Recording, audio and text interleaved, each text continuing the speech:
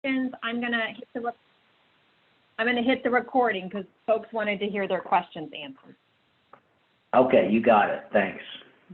Okay, so this came into me. I am fearful of families that have nothing positive to share about themselves or each other. What do you do? This is critical because think about the families we work with. They have gone sometimes decades of catching their kid doing something wrong. Like if you see an adolescent who's 18, 17, I sometimes ask, when was the last time your family member said they were proud of you or caught you doing something right? And the teenager will turn to me and say, I can't remember the last time. And so when families come into our session, they're what's called loaded for bear, where they're ready to just point fingers at each other. They're ready to put all the blame on the identified patient, which is the kid.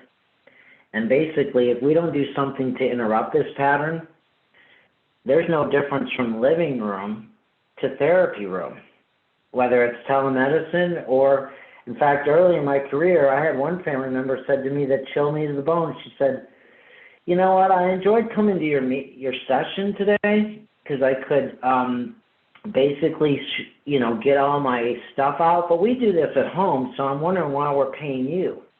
So I'll never forget that. That was kind of like, oh, man, I've got a degree. And so what I wanted to do is this is a common problem because the family members or client or couple have years of what's called problem-saturated talk.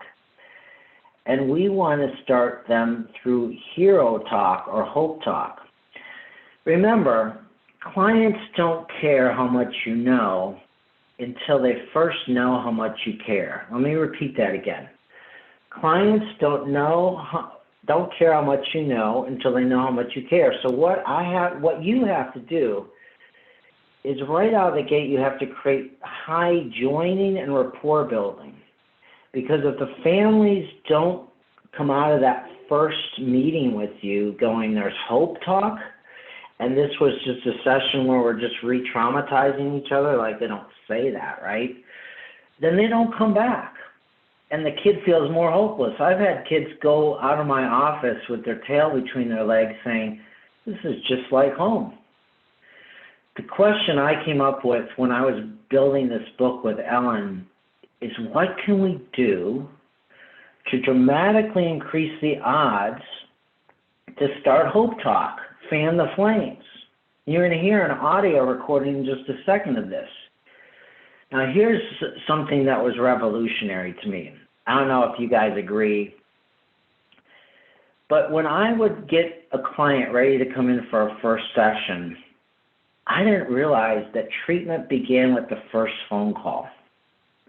I was missing this opportunity to motivate people on a phone call to get them before they walked in their door, or in this case, telemedicine, that they're already ready to change and cooperate before I even saw them the first time. Here's what my phone calls would be. Hi, I'm Dr. Sells. I'm calling from this agency. I'm calling to schedule an appointment. Would you like to call back? Can't wait to see you. Sometimes I'd even bribe with pizza because I was doing group work. Okay, but that's it. Or I'd have the office assistant call, and I had a 50% no-show rate.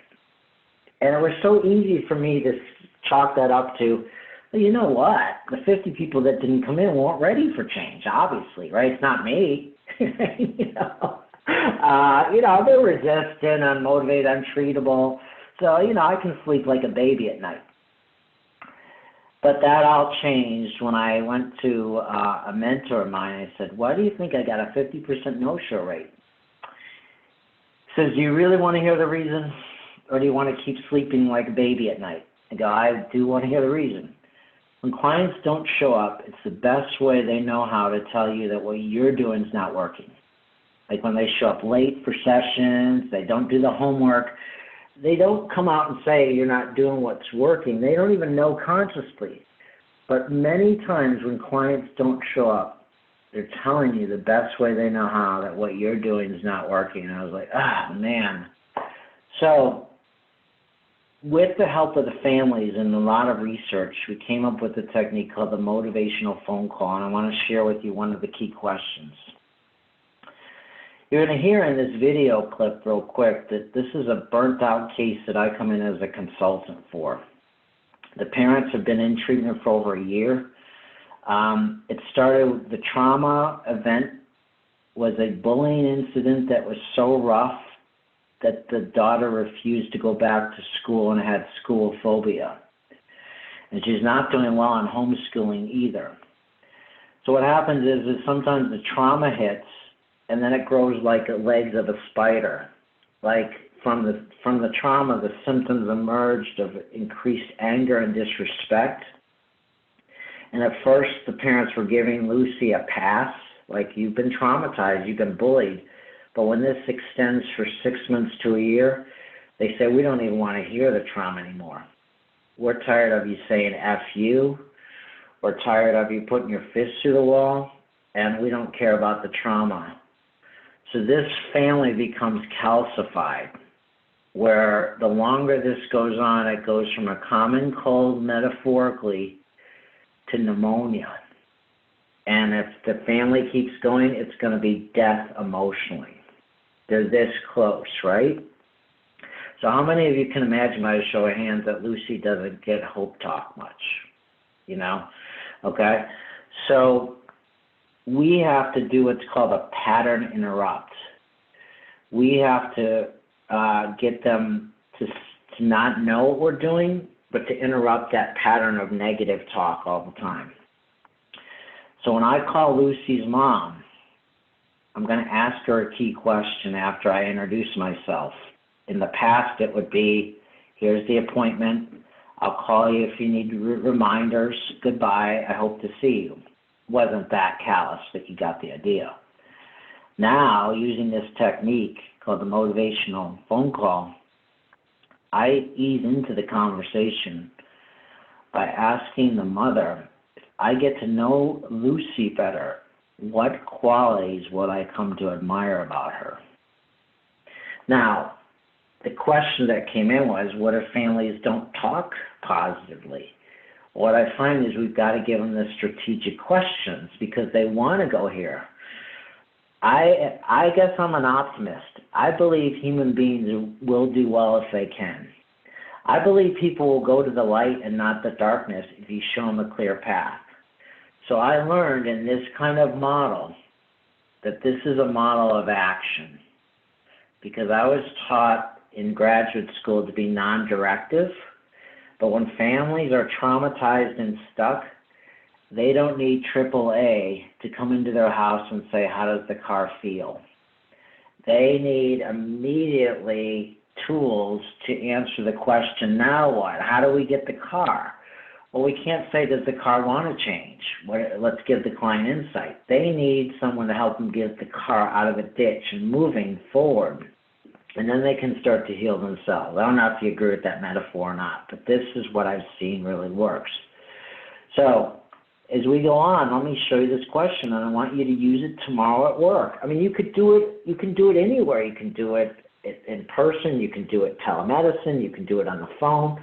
I just like doing it on the phone because they're not expecting it. So here is what the question is. There's 7 questions. I'm going to give you one. So this is the one that I want to highlight, the motivational phone call. So here's the thing I asked Lucy's mom. When I get to know you better, in this case your daughter, and I also ask the parent if I get to know you better. So I do it both for the kid and the parent. So if I'm calling an individual client, I say, if I get to know you better, what qualities would I come to admire about you? As a parent, then I will also say, what qualities would I come to admire about your child? And that's the one I'm showing here.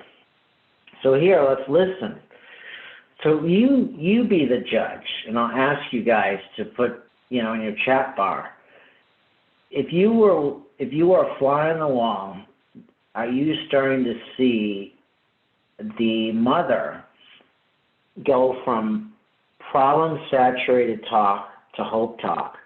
and I want you to tell me when you see it on your chat bar, what are the moments of change, the micro moments of change that you see that are creating this Hope Talk scenario? If you just guess on the chat bar, but when you hear it, write it down, and I'll summarize it for you at the end. Let's go. If I get to know Lucy better, what are some qualities that I would really admire about Lucy? She's very creative. She's really good at music. That's one of her passions. She's great at photography. She's really talented in photography.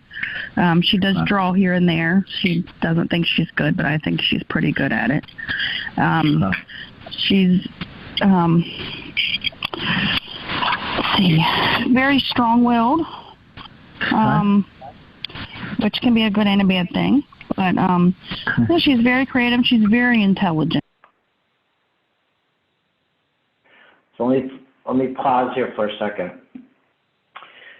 I'm going to share with you that I do a course now that's 12 modules, 12 weeks, and every Friday I do office hours that are similar to what I'm doing right now, where we watch the course and video clips of actual cases. And I believe to be a great therapist, you both need to be good at content and good at process. It's not just what you say, it's how you say it, it's timing. So I could give you a technique, but you could use it badly. Here's an example of a process move that you got to make. When you start asking the parents about something positive about their kid, they may start out strong, but the traction beam to go back to status quo is overwhelming. So what will happen is the parent will say a compliment sandwich. They'll say, yeah, I think I admire this about my kid, however, but, and then they start talking negative. If you don't cut them off and say, oh, okay, well, let's go back to what do you admire about them? They'll start talking themselves out of Hope Talk like that. And if you don't know to do that and you're a non-directive therapist, you're like, man, I don't want to interrupt them. Is that going to be rude? No, you got to interrupt them because they'll unravel the beauty and majesty of the technique if you let them talk, because they'll keep talking over and over and over. So let me ask David if I don't want to put, well, I am putting you on a spot, but let me just ask you, David, does that make sense if you could unmute your phone, that you have to sometimes cut your clients off if they run it to the mouth? Can you relate to what I just said? Absolutely, absolutely. And I remember, there's been a few times where I've had that same thing happen where I'll try and go to the positives with a lot of families, but then they'll kind of walk themselves back into the negative and that problem focused talk. And yeah. Yeah, and if you don't have a supervisor or somebody to share it with you, you might keep doing it, right? Because you won't know. In the old days, we used to have one-way mirrors a lot. People could watch you do work. And now our work is behind closed doors. So if you make these process mistakes, they could be costly. So that's why I do, these office hours every week, because I want to help you guys become not just great content, like you have the script, but great at process. So this would have been a moment if I hadn't Mom pulls out herself from the plane that's about to go down metaphorically, but many times the clients don't. So I just wanted to pause there because that's a key moment where when she starts to say strong-willed, I have a choice to make. Oh, could you tell me more about the negativity around strong-willed? Or I don't take the bait and she pulls out of it and she keeps going towards the positive. But if you don't do that, your clients will be glad to talk negative again. So let's go on. She has a lot of potential, and when you say she's created, is it when you say she's created, Jennifer? Does that make you really proud of her? It does. Yes. Okay. And give me an example of her creative side. Like, is she creative with art? Is she creative with people? Yeah. How is she creative? With photography and her music. And she's always coming up with ideas to try and make money, so she's very entrepreneurial.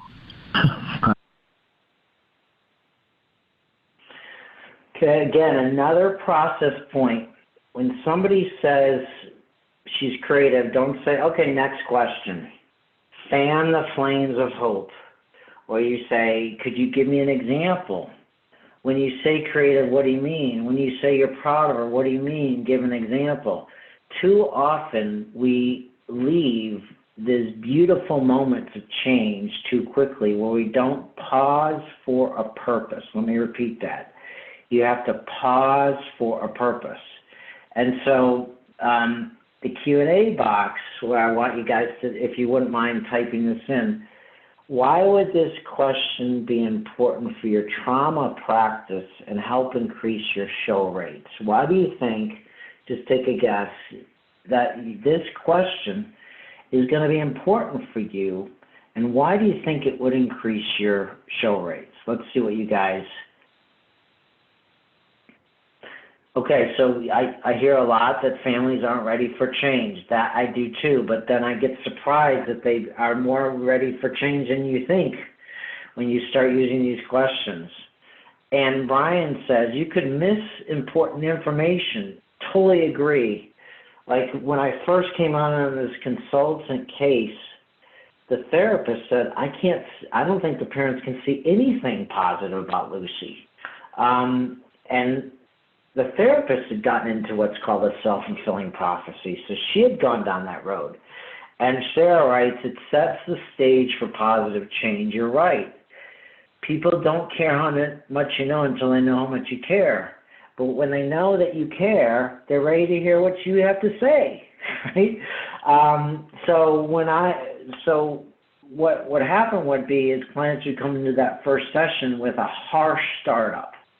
They would be like this. I'd be like, why are we here? When I do the phone call, it's amazing. I do experiments with this. I encourage you guys to do it. Like if you have two parents, one of them used the motivational script and the other intentionally don't use it and do business as usual. And I will tell you, every time the parent that got the motivational questions comes in more open and soft, and the ones that didn't goes like this. So you have to work really, really hard. So that's excellent. So Fanny says, it helps you actively listen. It shows them that you're listening and you build your rapport. People want to know that you're not just listening, but you're hearing them. So this phone call takes an average of 15 minutes. 15 minutes. Is it billable? No. But what is billable is when they show up. And when they show up ready to cooperate. That to me is worth everything. And especially in an online environment, people are already stressed out. People are already like fried more than ever. So this becomes more important before they come on the telemedicine call, that they are more felt like you're for them. You've listened to them. So any questions about that before we move on that you have in terms of what would you do if this happens, Scott? Or it might be a comment like this might be helpful. But let me give you a chance. No question's a bad one. But this is what I like about Coffee Talk, because we're coffee and we're talking, So is there anything? So Steph, yeah, David, go ahead. Yep. I just had a question, and this just comes from kind of my experience. But if you ask a question like that, where you're trying to get them into the Hope Talk, what if they say, "Oh, I can't think of anything," or "Oh, I don't I can't. There's nothing positive about them." Like if they go like that, kind of a negative. Like how do you kind of work around that? David, that's an excellent question. That's our number one question. Ooh, David. I hear that a lot as well. Yeah. So I have two pivots for that. One that oftentimes works better than you think if you start guessing. I'll say, the parent will say like crickets, I can't think of anything. And I'll say, we don't know each other that well, but something I hear in your voice is that you're not quite ready to give up. Now, I may be totally off, right? But the person then corrects me and says, no, it's not that, but it's this. I find that if people start talking, they start talking.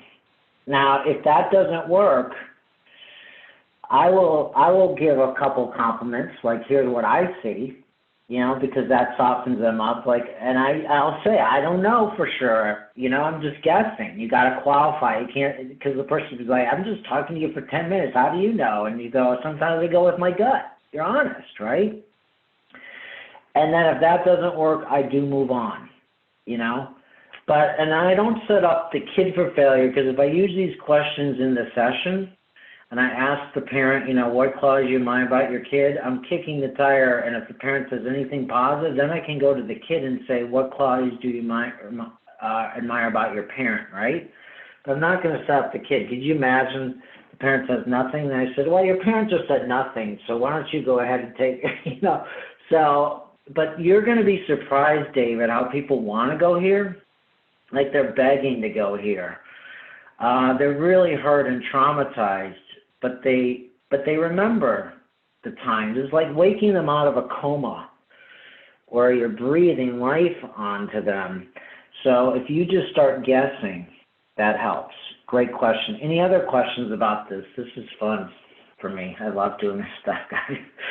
So, Brian, what did you think about that? Did you like that? Is that something you already do? You got to take your phone off mute, Brian Wood.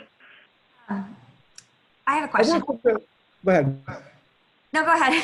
Okay. Next. I work in a school, so I'm a school counselor, and I see a lot of families that are trying to struggle with getting back online and online schooling.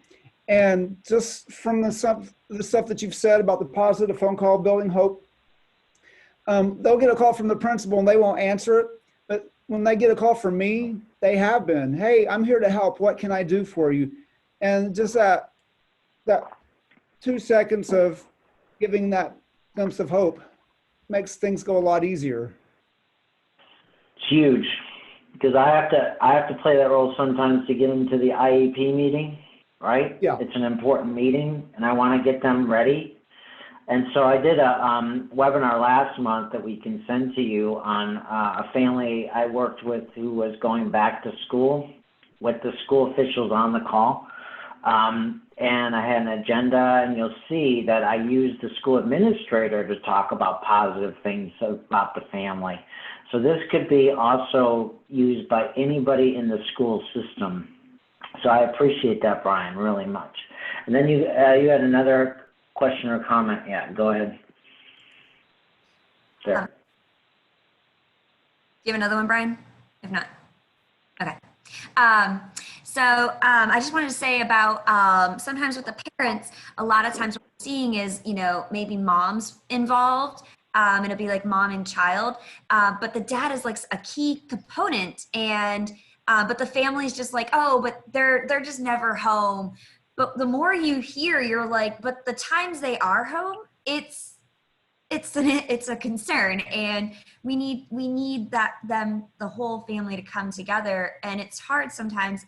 So any suggestions on how to kind of pull in that other piece? Yeah. I feel like it really does make a whole thing, because even if you did just work with the client and the parent, that one parent, you still have that other parent that is not on board.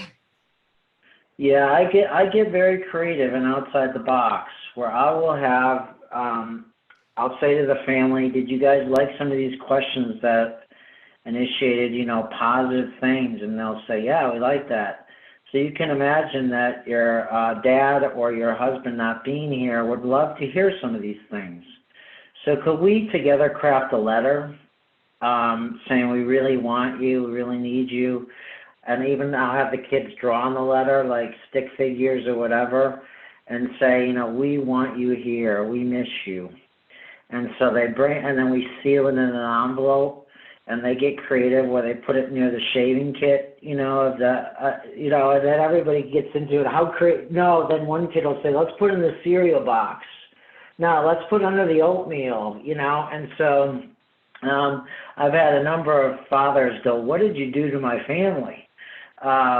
You know, so, and sometimes if it's really resistant, I'll say, P.S. Scott is going to call you at 7 o'clock on Thursday night to share with you why he wants you to come too. And I'm telling you, when I call at 7 o'clock, the father picks up. It's like just out of curiosity.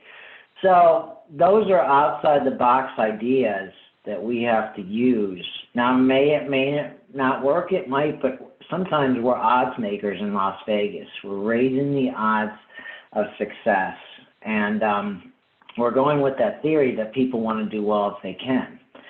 And so, so those outside the box ideas. And then I have fun with therapy again. I'm always thinking outside the box. So good question. All right. Any other questions about that? You just have to raise your hand and we'll just unmute you for comments. Okay? Let me summarize the main points of what you just saw there. So when you summarizing this answer to the question is, in sum, there's three things.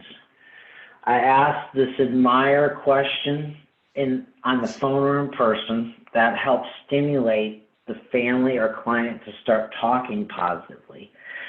If the client is not going to say anything, I start guessing, like what was asked by David. And then number three, I fan the flames of hope talk.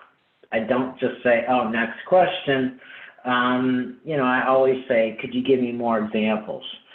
So that was the email question that came in. And so, Allison, what are some other questions that have come in for Q&A as well? You're on mute. Sorry, Allison. There you go. You're on mute still.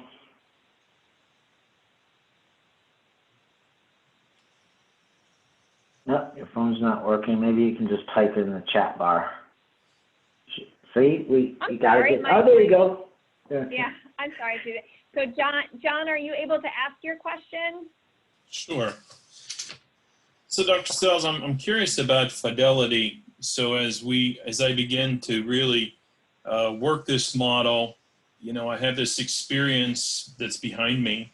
And some of it is very similar, and I want to draw it in, whether it's from Larry Crabb or work around core lies, or even contemporary work around ACEs, and trying to decide if that fits.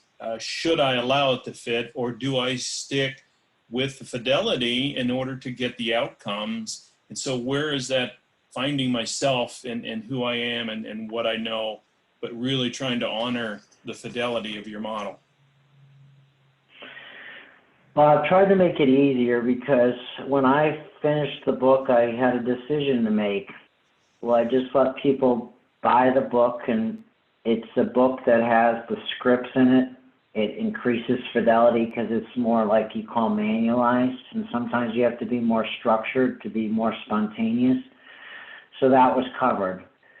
Well, John, what I worried about is we're changing the way we're learning. I saw 3 changes in the last 5 years that worried me about how we're learning fidelity about any model that you want to put down. One is we're drowning in information, I think. We just don't have the bandwidth we used to sit down and read a book. We're just stressed. The other thing is that we're more visual. I don't know if you found this to be true, but I scan now. I don't even read. That's why I go to YouTube all the time, So I created this course that took the book and digitized it to create that fidelity, where each technique in the book is broken down to 3 bite-sized 20-minute video clips because that's all we can handle. Everyone then has an example of a real case. Again, that's going to help with fidelity in terms of process like you saw today.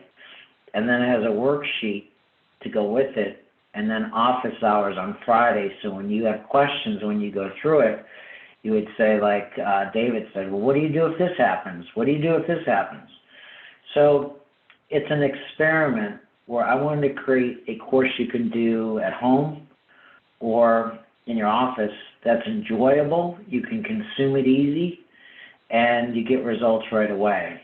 So far, I've had 2 cohorts go through it, and we've had real incredible feedback that it's starting to hit that mark. So if you decide to take the course in the future, I guarantee you that your fidelity is going to go way up, because the way the book is broken down allows you to consume it, enjoy it, and use it, and then have office hours on Friday with me so that you can do it. So we got to work smarter, not harder.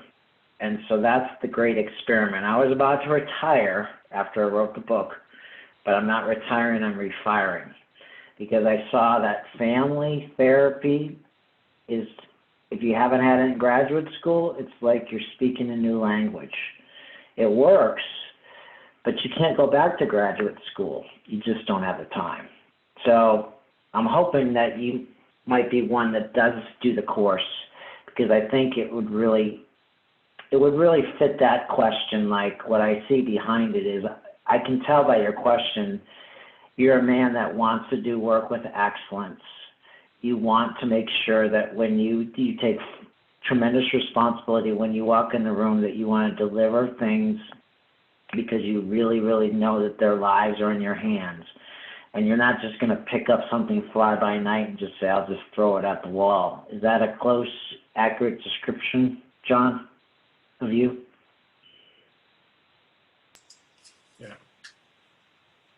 Yeah. So did that help answer the question?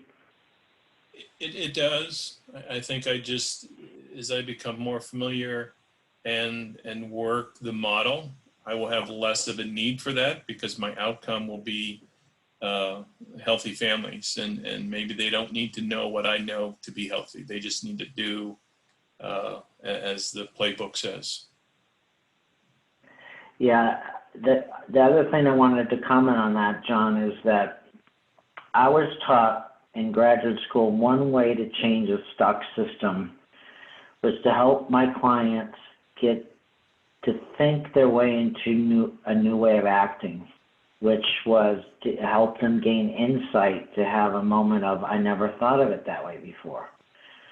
In the model of FFT, there's another way to change stuck systems, which is to get them to act their way into a new way of thinking. Fake it till you make it. That mom is faking it till she makes it. She is talking positive about Lucy, but that's just a first step. She's taking a question, she's answering it, and then the insight starts to follow. Like later she told me, man, I had more hope. I didn't realize I still felt these things from my daughter. What do you have next, Scott? You know, so again, I could have tried to say, well, what do you think about your daughter? You know, how do you feel about her? It's hopeless. But I gave her a question that was very strategic and directive. And then she started to move. So this is a therapy of action, because I think clients need sometimes that. So I think that fits your style too, where you'll try different ways, like plan A, plan B, but we have to try different ways. So thank you, John. Any other questions or comments?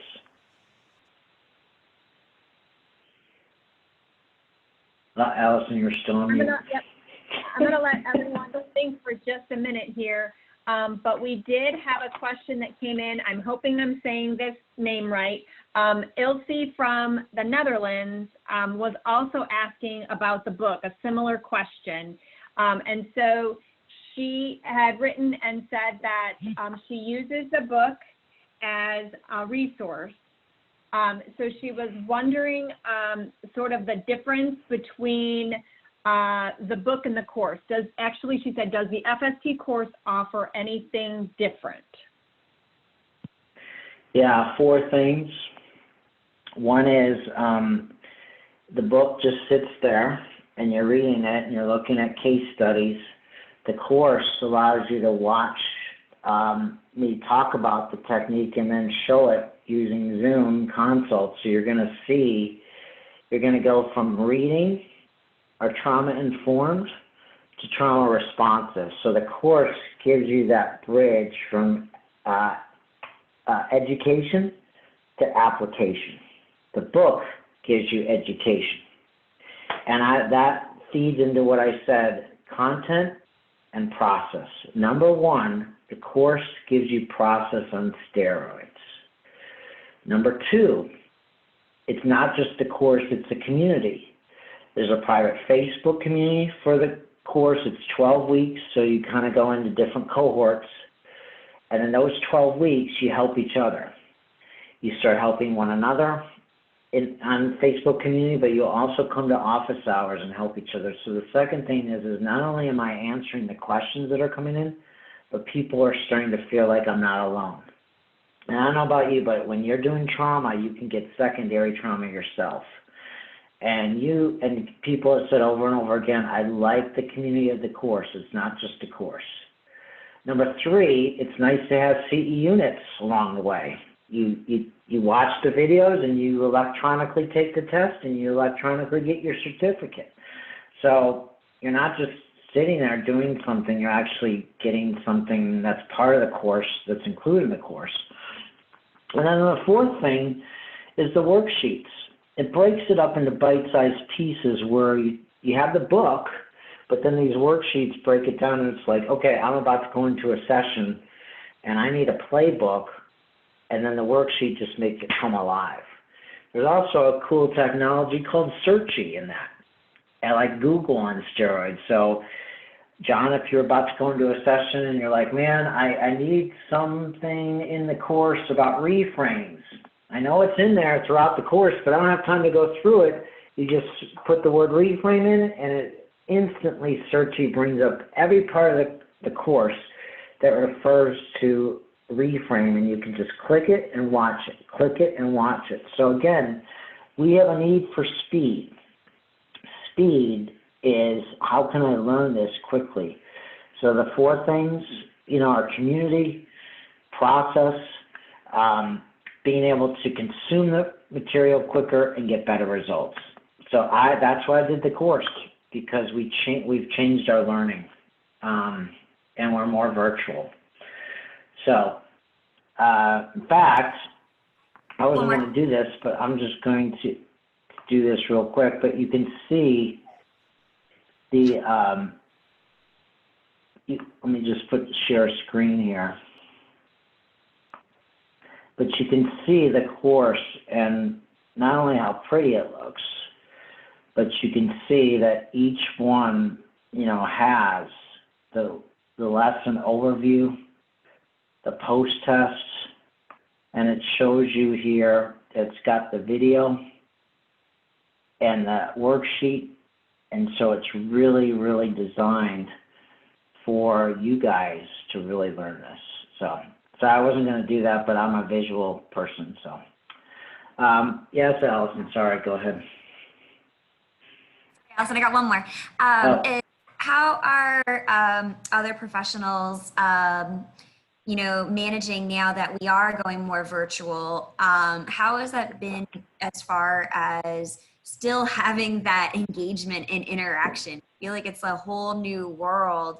And if anything, we're like just trying to learn to adapt and still doing like some of the same things we were doing. And it's like some things are not working or so. If there's anybody else, same struggles. Everybody's struggling with that because for years we have done counseling face-to-face, which allows us to see body language. It allows longer attention spans. And let's face it, telemedicine is great sometimes for convenience of bringing people in. But then, like kids, what do you do with younger kids? So, I didn't plan on this, but before COVID hit, every example in the course is me doing Zoom. And so you get the benefit of seeing the pivot of how to do telemedicine with more excellence. And, like, for example, I now will, before I start a session, have an agenda that I send to the family. Like a CEO would run a board meeting.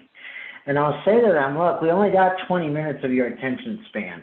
You know, like, and that's hard because you got to bill for 50 minutes, but I could talk about that all day.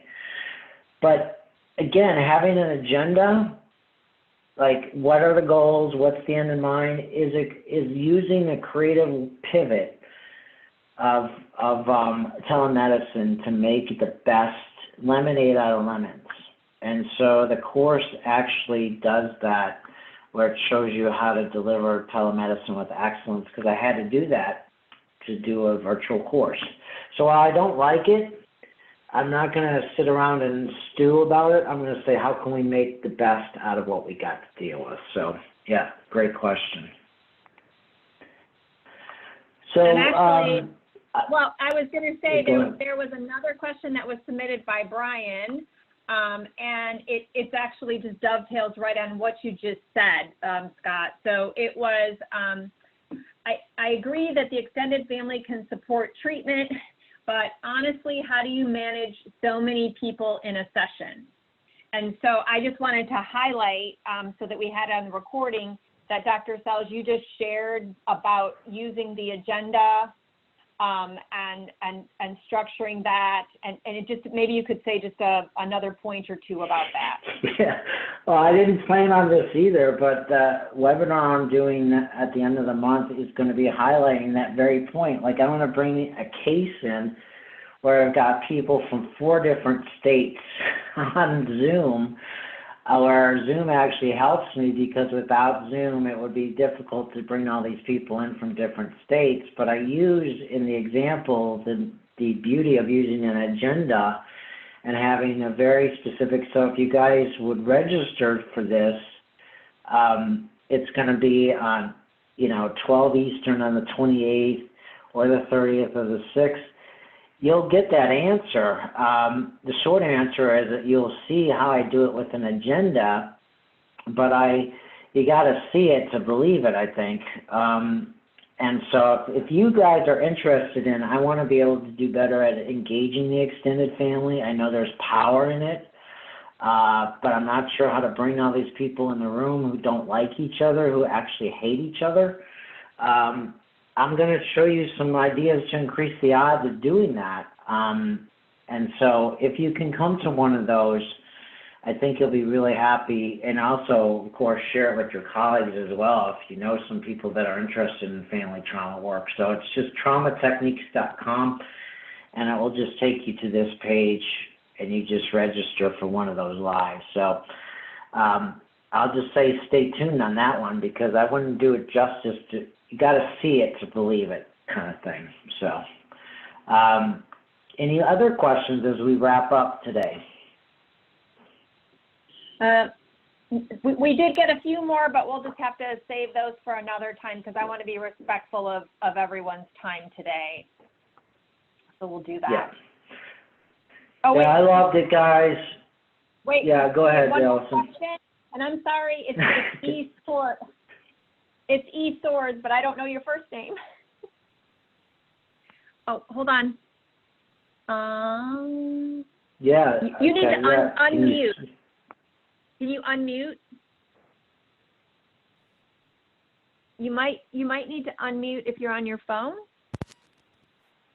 Hear me now? Am I coming through? Yes. Yeah, okay, hi. because I had my headphones in, but it's harder for me to hear, but that's fine.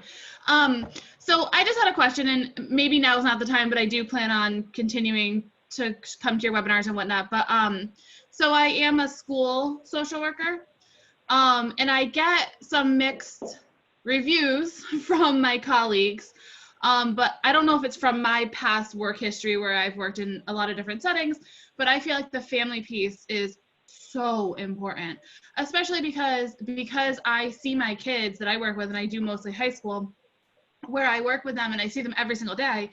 Sometimes I'm the one who has the rapport. So where they might have an outside therapist, but they're not willing to do the work with the outside therapist, and the family doesn't have the rapport with them either, and they have it with me. So I have gone back and forth with my principal, who is on board, but of the idea of doing some sort of family involvement therapy with, either during the school day, through Zoom or something like that, or even staying after school and inviting them in. But some of my colleagues are like, you're insane. we deal with school and only school and what comes up in school. And I'm like, but so many things, and I work in a special ed school, so many things come from home. Yeah. Why would we cut that off? So I was just curious what your opinion on that is. I have two thoughts on that. You're a social worker at heart with that question, because you want to try to create change at a policy level, at a systems level, or an operating systems level. The frustration you share is really common. You've got so many different models of change out there. It's oftentimes a Tower of Babel. And so what happens is if you're an administrator or a school teacher and you know that the family needs to be changed, but nobody around you in terms of the therapists do family therapy. They just do individual work. So the frustration rises in you because you're like, I know we're not working up to our maximum potential. So one thing other cultures have done, and not cultures, but communities have done, is they've started to ask their people to take this course. They've had like brown bag lunches, just to show parts of the course or one of the webinars, just to get people interested in it, because they're like, we got to speak the same language. We're not talking the same language about systems thinking. So that's one. The other thing is the school principals have said, some of the people like yourself, I want you to take the course. Even though there's limits to what you can do on some of the therapeutic elements, there's so much in the course where you can still use those techniques, like the motivational questions or the stress chart. So I hope that your administrator would allow you to take the course, because from education, comes power, right? Knowledge is power, or empowering. And so I'm hoping that it only takes a spark to get a fire going. So your frustration is very real, but the course has the potential to get people to talk the same language, to start to work smarter, not harder. And that there's no easy answer to change an operating system, because it's been there forever. But if we don't start working with the family, we're going to see relapse. Exactly. And then it's frustrating. Oh my God, to see these kids do better and then they go right back to the same environment, and we're like, this is insane. So your frustration is well noted, and that was one of the reasons why I put this together as well.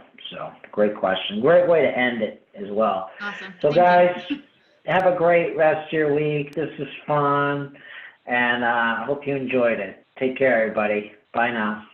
Thank you so much. Bye. Bye.